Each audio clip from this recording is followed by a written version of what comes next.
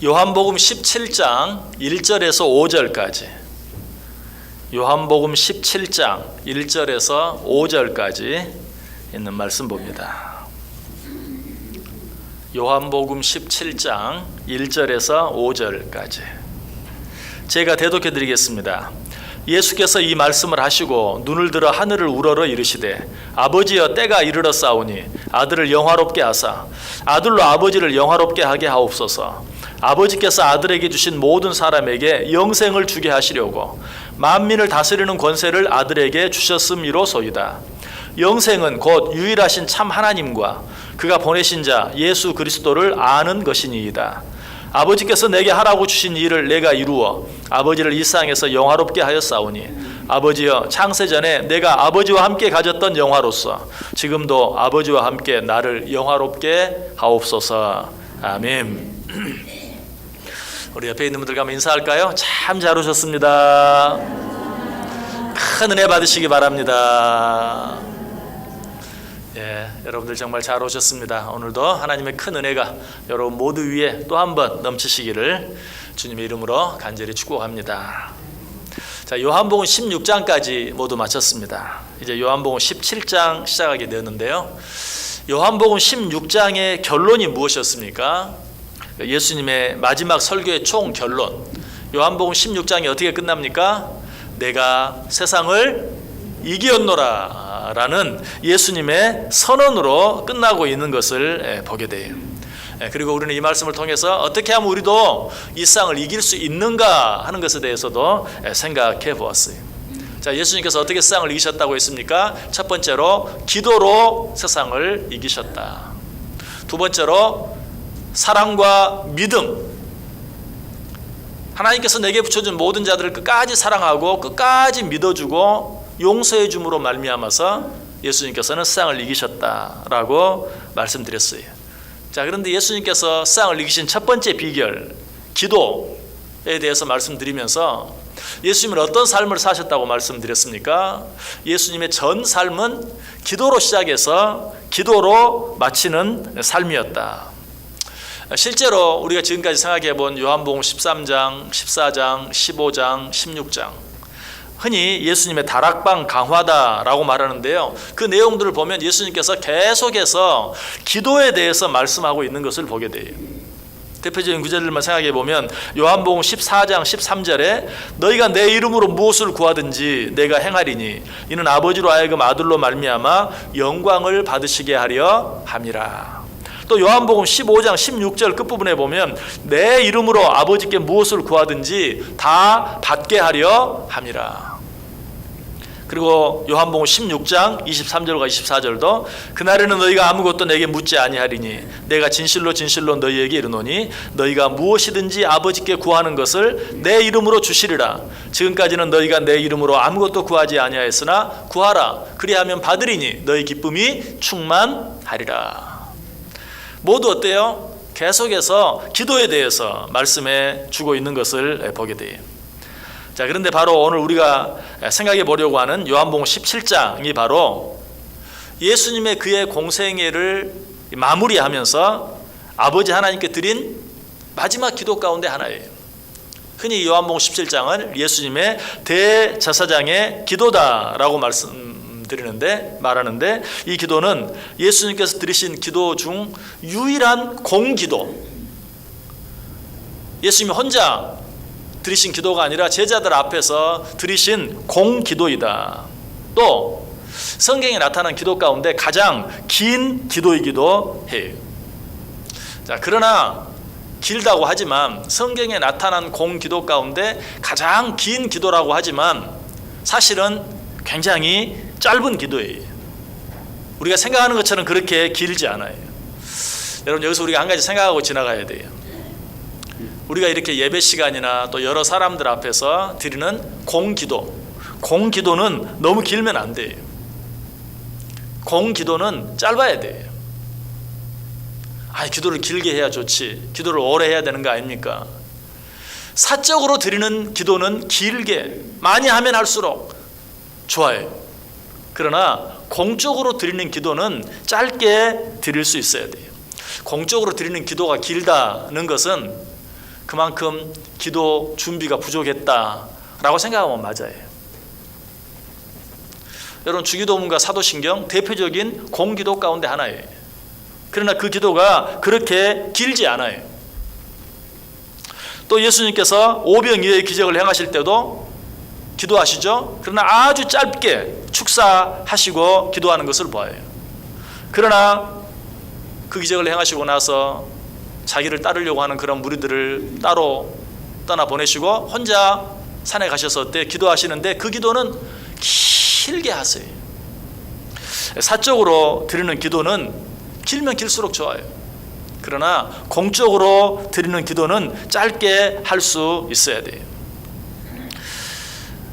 이 방금 말씀드린 예수님께서 오병이어의 기적을 행하시기 전에 하나님 앞에 짧게 기도했다. 그리고 또 오병이어의 기적을 행하시고 난 후에 기도했다. 이 사실을 통해서 또 우리가 얻을 수 있는 또 한 가지 교훈이 있다면 그건 뭡니까?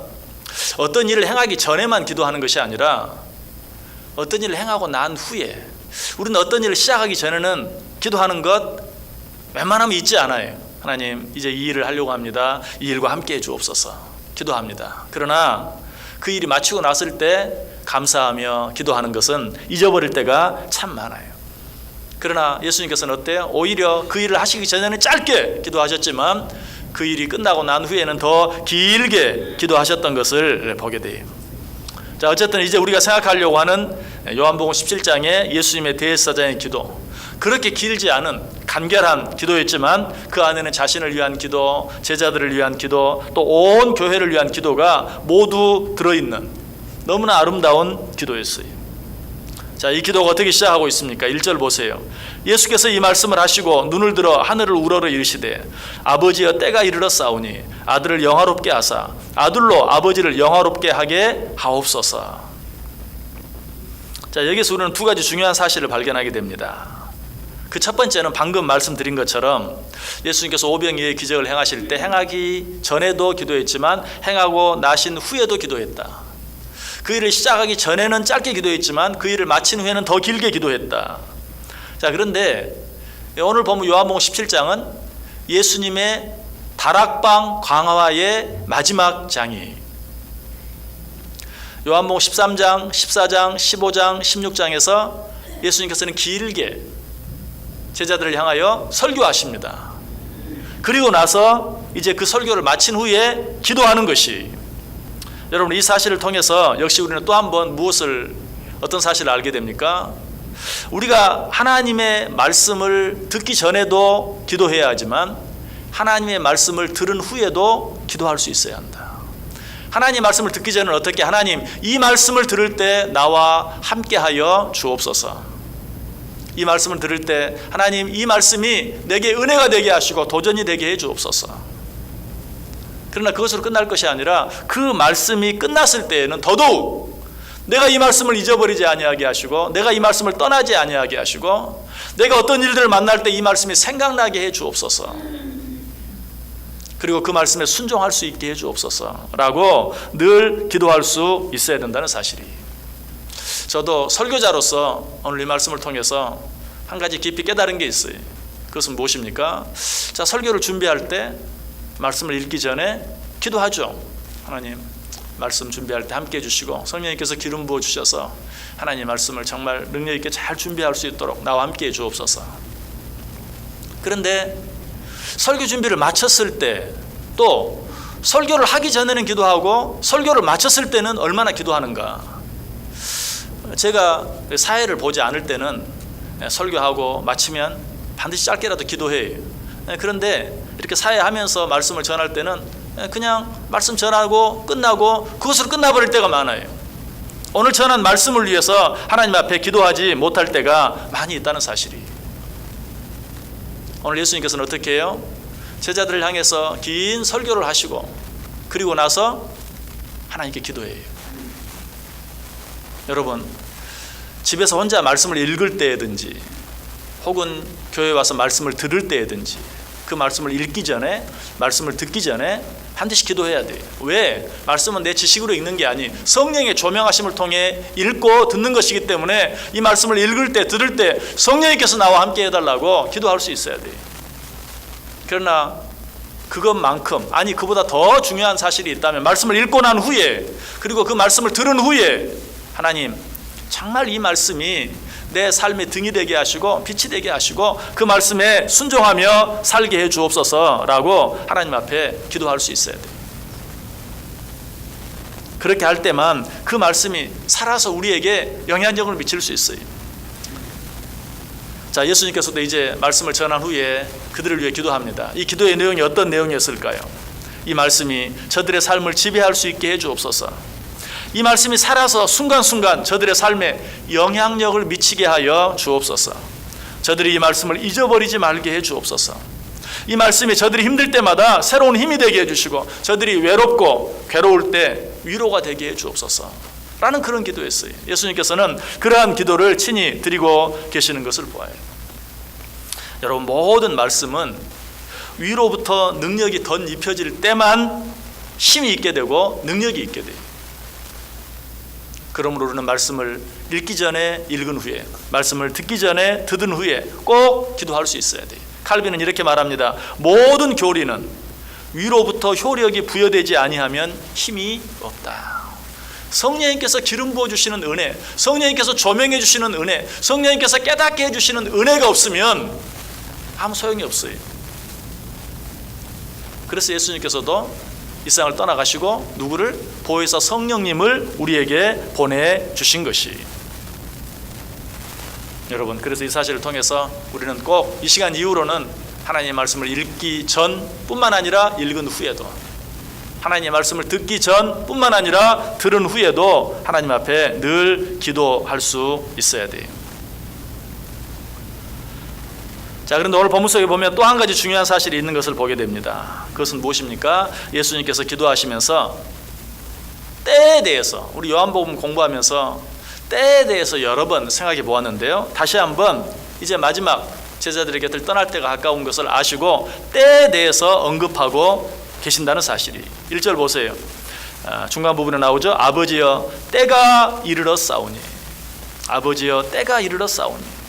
여러분, 기도는 항상 올바른 때에 대한 인식으로부터 시작이 돼요. 지금이 어떤 때인가, 지금은 깨어 기도해야 할 때이다 라는 때에 대한 인식이 없으면 올바로 하나님께 기도하는 삶을 살 수 없어요.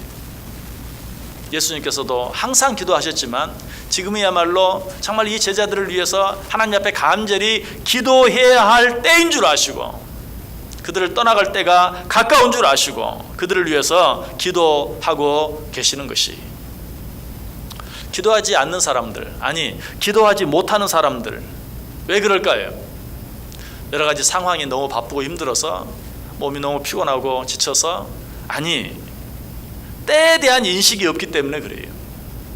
오늘 아니어도 또 기도할 수 있는 시간이 있다라는 생각 때문에 기도하지 못하는 거예요.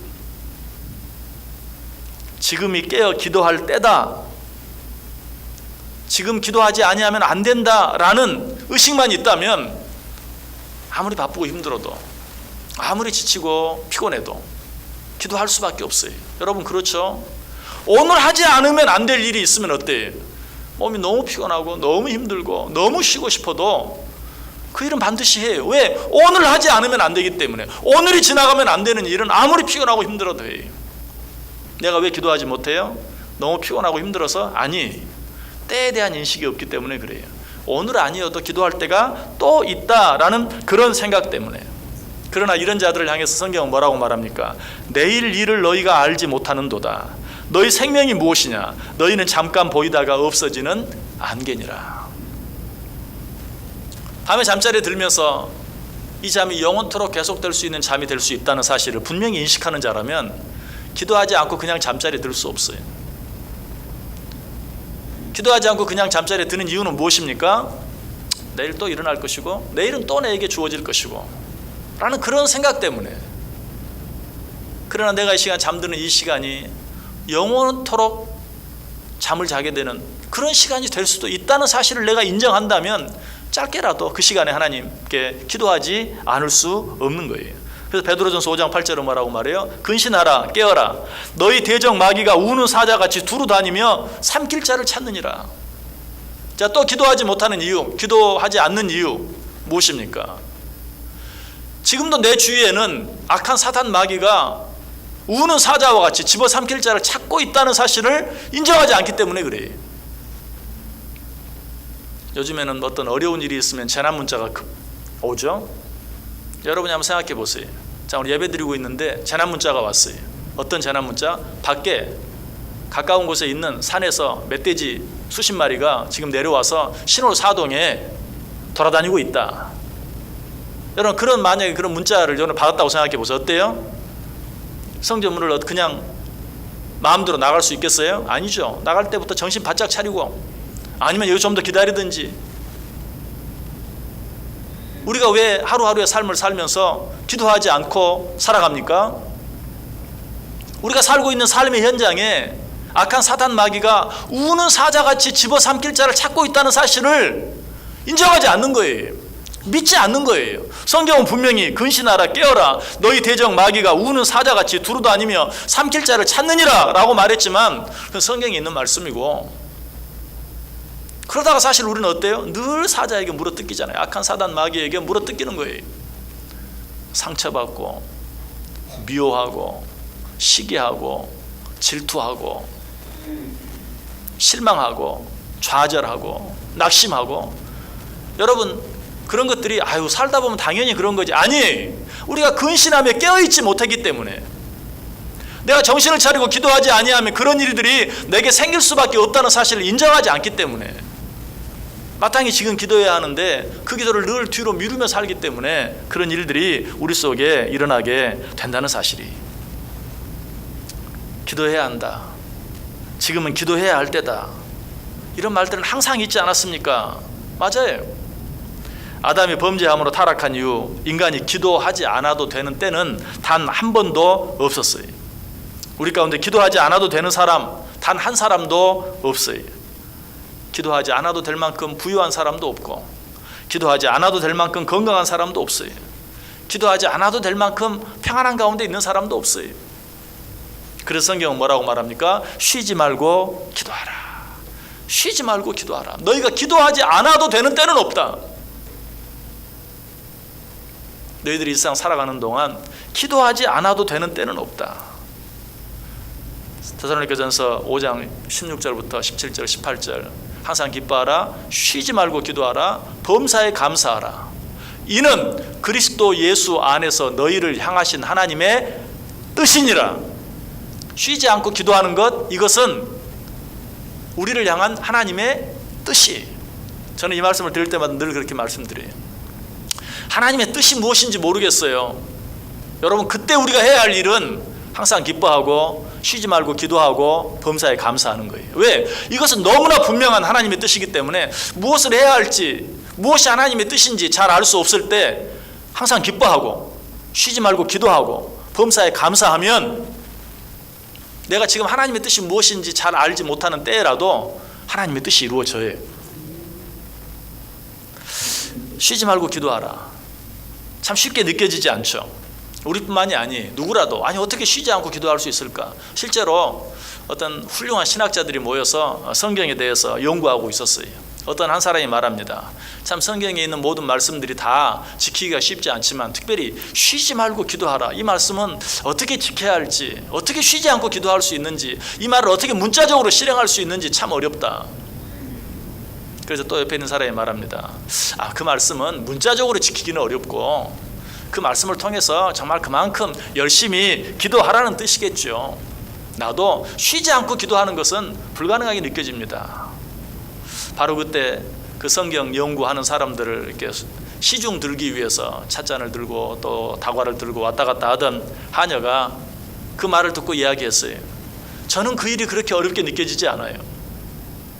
저는 쉬지 않고 기도한다는 것이 그렇게 어렵게 느껴지지 않아요. 저는 이렇게 합니다.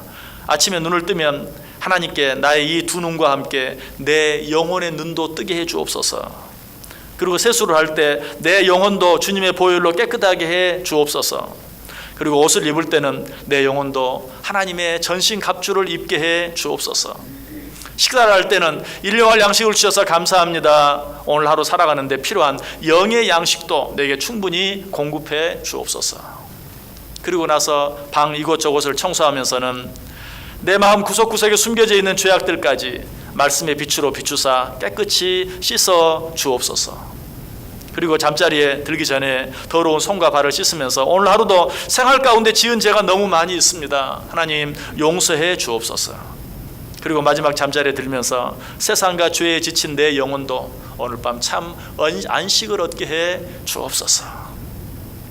저는 이렇게 늘 기도합니다. 얼마나 아름다워요. 여러분, 이렇게 못할 사람이 누가 있습니까? 안 하는 것이죠. 어떻게 쉬지 않고 기도할 수 있습니까? 늘 우리의 모든 삶 속에서 우리가 하는 일 한 가지를 생각하며 우리는 육신적으로 얼마나 많은 일들을 행합니까? 그런데 그 육신을 생각할 때마다 동시에 영혼을 생각하면서 짧게라도 기도할 수 있다면 우리는 쉬지 않고 기도할 수 있어요. 우리 여자분들은 얼굴에 예쁘게 단장하면서 오늘도 내 영혼을 이렇게 예쁘게 아름답게 말씀과 기도로 단장할 수 있게 해주옵소서. 매사에 육신을 위한 모든 일들을 생각하면서 영혼을 함께 생각할 수만 있다면 우리는 쉬지 않고 기도하는 삶을 살아갈 수 있다는 것이, 사탄이 그리스도인들에게 던지는 최고의 미끼가 무엇인지 아세요? 그것은 기도하지 않고도 그럭저럭 나름대로 행복하게 살 수 있는 것처럼 보이는 환경이에요. 기도하지 않고도 그냥 이 정도면 뭐 괜찮아, 이 정도면 행복한 거지 라고 생각할 수 있게 만드는 환경, 여러분 이것이 사탄이 우리에게 주는 최고의 미끼, 가장 위험한 미끼. 여러분, 기도하지 않고도 별 문제 없이 살아가는 그리스도인들이 있다면 이렇게 생각하면 틀림없어요. 사탄이 계획적으로 나를 보호해주고 있구나. 기도하지 않고도 별 문제 없이, 뭐 기도하지 않는데도 별 문제가 없는데 뭐 이 정도면 됐지, 나름대로 만족하며 사는 것 같은데, 기도하지 않고도 나름대로 만족하며 살아갈 수 있는 환경은 사탄이 우리를 기도로부터 멀리 떼어놓기 위해서 계획적으로 보호하는 것이, 그렇게 생각하면 틀림없어요. 여러분, 예수 믿는 사람이라면 세상의 방법과 하나님의 방법 사이에 반드시 갈등이 있어야 돼요. 예수를 믿는 사람이라면 예수를 믿기 때문에 당하는 괴로움과 아픔이 있을 수밖에 없어요. 예수를 믿는 사람이라면 예수를 믿기 때문에 당하는 외로움이 있어요. 예수를 믿는 사람이라면 예수님 때문에 당하는 손해가 있게 마련이에요. 여러분, 이것이 없다면, 이런 갈등, 이런 괴로움, 이런 아픔, 이런 손해가 없다면 나는 사탄의 특별한 보호를 받고 있다, 아니면 내가 사탄의 모든 것들에 순순히 따라가고 있다라고 생각하면 틀림이 없어요. 요한복음 15장 18절 19절은 말하죠. 세상이 너희를 미워하면 너희보다 먼저 나를 미워한 줄 알라. 너희가 세상에 속하였으면 세상이 자기와 자기의 것을 사랑할 것이나 너희는 세상에 속한 자가 아니요 도리어 내가 너희를 세상에서 택하였기 때문에 세상이 너희를 미워하느니라. 세상은 악한 사단 마귀가 권세 잡은 곳이, 그곳에서 하나님의 자녀로서의 삶을 살아갈 때 우리는 힘들고 어려울 수밖에 없어요. 갈등이 있을 수밖에 없어요. 괴로움이 있고 외로움이 있고 아픔이 있을 수밖에 없어요. 거기에서 손해를 당할 수밖에 없어요.